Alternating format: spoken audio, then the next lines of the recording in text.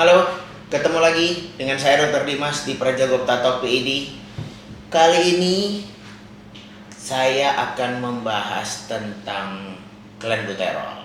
Kenapa? Karena banyak banget permintaan teman-teman semua yang minta saya merespon tentang kegaduhan yang terjadi beberapa hari belakangan ini tentang klenbuterol. Biar jangan banyak yang salah kaprah, mari kita sharing-sharing bersama tentang klenbuterol.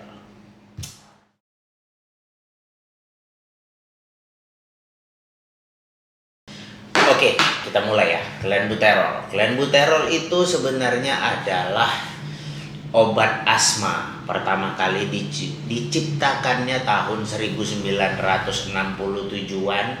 Saya nggak dapatkan source-nya siapa, pabrik farmasi mana yang menciptakan klenbuterol pada pertama kalinya. Dan mulai dipergunakan di medis pada 10 tahun kemudian pada tahun 1977, dan banyak banget dipergunakan di medis untuk mengobati penyakit-penyakit yang berhubungan sama pernafasan yang butuh bantuan obat untuk melebarkan saluran pernafasan. Kenapa? Karena klenbuterol ini pada dasarnya adalah bekerjanya di sistem otot polos yang ada di saluran pencernaan. Otot polosnya direlaksasikan oleh klenbuterol sehingga terjadi relaksasi jalan nafas atau bronkus. Biasa kita sebutnya bronkus, dia lebih lebar, jadi bernafasnya lebih plong. Oke, terus klenbuterol bukan tergolong daripada anabolik androgenik steroid. Dia merupakan obat golongan beta 2 agonis yang berfungsi sebagai dia berespon terhadap beta 2 agonis. Jadi ada sel-sel, itu ada sel banyak, ada sel alfa, sel beta. Nah, klenbuterol ini dia sensitif terhadap sel beta 2 agonis.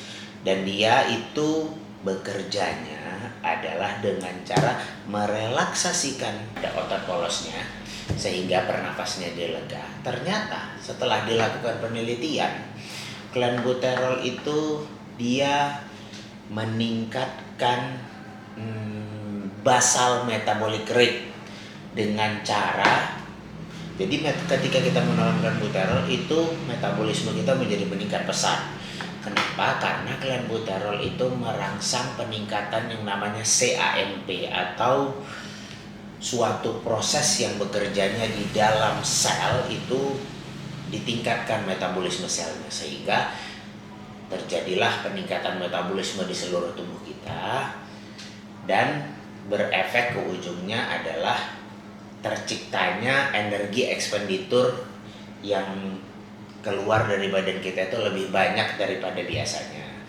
Lalu klenbuterol juga mempunyai efek meningkatkan heart rate atau meningkatkan detak jantung. Gak banyak sebenarnya gunanya daripada klenbuterol ini. Klenbuterol ini biasanya digunain cuma untuk kita membantu fat loss, membantu kita untuk weight loss, dan retaining muscle mass. Jadi dia punya sifat anti katabolik. Jadi ketika kita melakukan kalori defisit atau diet yang lumayan ekstrim, fatnya yang banyak turun, muscle massnya masih tersisa. Seperti saya bilang tadi, klen itu bukanlah suatu anabolik androgenik steroid. Dia adalah drugs, dia adalah obat. Jadi dia tidak bisa digunakan untuk meningkatkan massa otot. Tapi klen punya properti anti katabolik. Yang mana klen itu sendiri mempunyai properti anti kataboliknya karena dia mengaktifkan yang namanya mTOR pathway di dalam sel otot kita. mTOR pathway tersebut merupakan suatu siklus lah, suatu cara lah otot kita bekerja untuk melakukan sintesis protein. Inilah yang diaktifkan oleh klenbuterol, makanya klenbuterol punya properti anti katabolik. Terus jadi gini dok, saya kemarin ada dengar-dengar nih bahwa katanya klenbuterol bisa meningkatkan massa otot. Nah, jadi gini, sebenarnya itu tuh bisa dibilang salah besar. Kenapa? Karena saya ada baca memang penelitiannya bahwa klenbuterol itu bisa meningkatkan massa otot. Yang penelitian itu dilakukan pada tikus dengan klenbuterol itu diberikan pada tikus dengan dosis 2 mg per kilogram berat badannya si tikus. Jadi kalau dikonversikan ke badan manusia, itu dosisnya adalah 10,5 mg per sekali pemberian.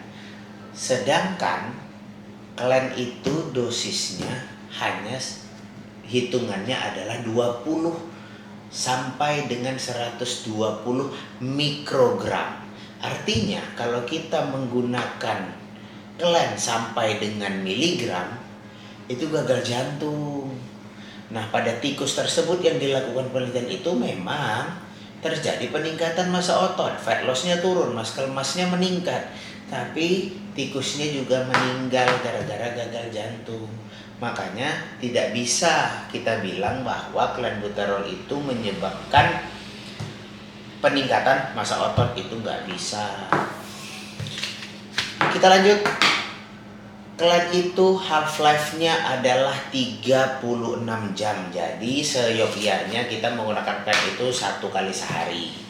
Terus side effect. Side effect-nya kalau untuk klen itu badan kita terasa panas, tremor, tangan kita gemetar, keringat berlebih, pusing, mual, muntah, kadang-kadang juga sampai menyebabkan gangguan ansietas atau kecemasan. Sama satu lagi yang paling sering terjadi adalah kram otot. Jadi ketika kita menggunakan klen itu rawan terjadinya kram otot. Itu dari side effect-nya. Obat keras ya klen ini, makanya kita harus sangat-sangat bijak lah ketika menggunakan klenbuterol. Benefitnya nggak banyak, fat loss, weight loss, sama retaining muscle mass. Mungkin sedikit tips dari saya, ketika kita menggunakan klenbuterol sebaiknya kita tambahkan juga ancillary berupa taurin 2000 sampai 5000 mg yang perlu kita tambahkan perharinya ketika kita menggunakan klenbuterol untuk menghindari daripada kram otot yang mungkin terjadi akibat klenbuterol. Kapan sebaiknya kita konsumsi klenbuterol? Klenbuterol itu kita konsumsi, sebaiknya jangan dikonsumsi. Tapi klenbuterol ini banyak dikonsumsi bagi olahragawan yang memerlukan penurunan massa lemak dan berat badan yang relatif dalam waktu singkat. Banyak banget, bukan cuma bodybuilding, banyak banget yang menggunakan klenbuterol. Kalau teman-teman semua pada nyari di Wikipedia deh, di Google, di Wikipedia, itu banyak banget tuh rentetan atlet-atlet yang dicabut medalinya, di-banned penampilannya gara-gara ketahuan menggunakan klenbuterol. Jadi klenbuterol itu merupakan PED yang dilarang oleh organisasi. Jadi dia dianggap sebagai performance enhancing drug. Gak banyak yang bisa kita omongin tentang klenbuterol. Jadi di sini saya hanya untuk meluruskan saja sama menjelaskan sedikit apa itu klenbuterol. Udah, mungkin kalau ada teman-teman yang masih mau bertanya, silahkan tanya di komen atau reach saya di Instagram segala macam. Kedepannya nanti kita akan bahas mungkin yang sedikit lebih aman lah ya daripada klenbuterol ya. Oke, saya dibantu sama subscribe-nya, di like sama di share supaya informasinya jangan berhenti di kalian. Thank you, makasih udah mampir.